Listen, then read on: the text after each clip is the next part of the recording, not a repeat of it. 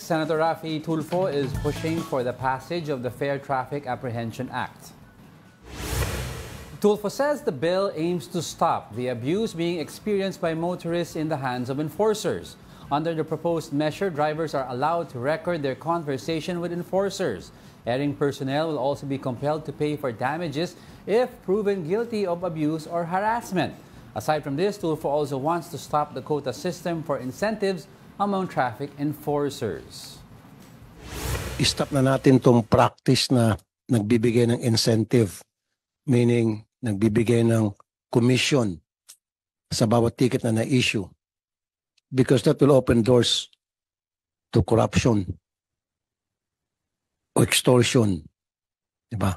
Bakit natin bigyan ng commission yung bawat ticket na na-issue? Ay, may point si Senator May point Tulfo. siya Ako, doon. I like that. It's like yung ini-enforce na sa US, meron kang right to record your conversation. Dito kasi parang magagalit pa yung mga officers pag nag-on ka ng camera during a traffic stop. But this is nice because, number one, it acts as a deterrent. Pag naka-on ng camera, kung ano man iniisip ng abuse na mangyayari. I'm not saying ganun sila, ha?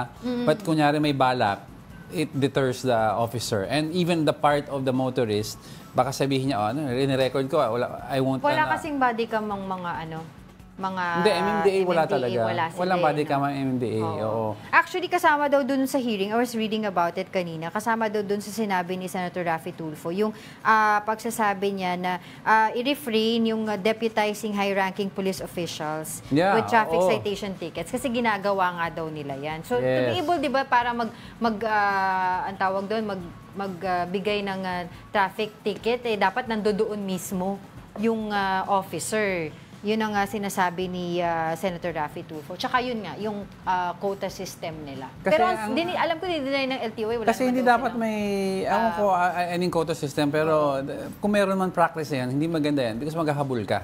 So, even the very minor infractions na hindi naman na-commit, yung gray area infractions na tinatawag nila, na pwede naman palampasin, na hindi naman nag-cause ng danger to anyone, hahabulin mo.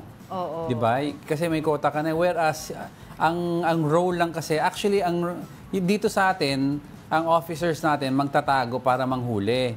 Sa ibang countries, the role of the traffic officers is to be visible para to deter motorists from breaking road rules, di ba? Deterrent Tayo, tatago, huli, bulaga. Yung ibang country, hindi. Mapapakita ka para wag mo na gawin.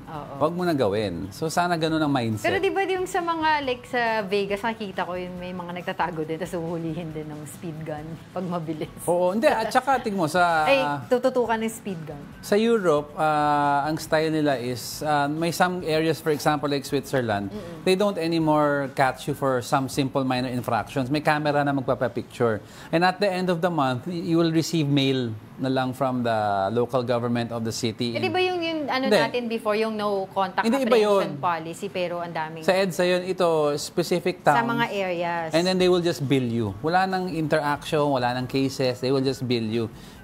Very similar nga sinasabi mo, pero ito iba, kasi dito is for mostly coding lang, infractions. Ito, several infractions like...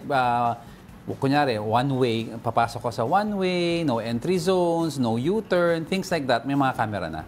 May picturean ka. Yun nga, yung sinasabi nila dito, yung sa quota system, allegedly, ay nagkakaroon daw kasi ng incentives yung mga nanghuhuli kapag marami silang nahuli. Apparently, ganun daw. Allegedly, ganun. Baka siguro, Pero ang sinasabi naman, of course, ng MMDA at saka... They don't practice then? They don't. At wala daw silang quota system. At saka yung mga nahuhuli nila from fines, ay diretso naman daw yun dun sa government, hindi naman... Siguro what Senator Tulfo means was, hindi naman siguro directly may imposed na quota system na hinabol. Siguro, they incentivize officers who perform well. Anong basis ng performance mo as an officer? Siyempre, titignan nila, ilan ba ang nahuli mo? So siguro, yung ibang officer, ginaganahan dahil sa dami ng huli, dadamihan nila. So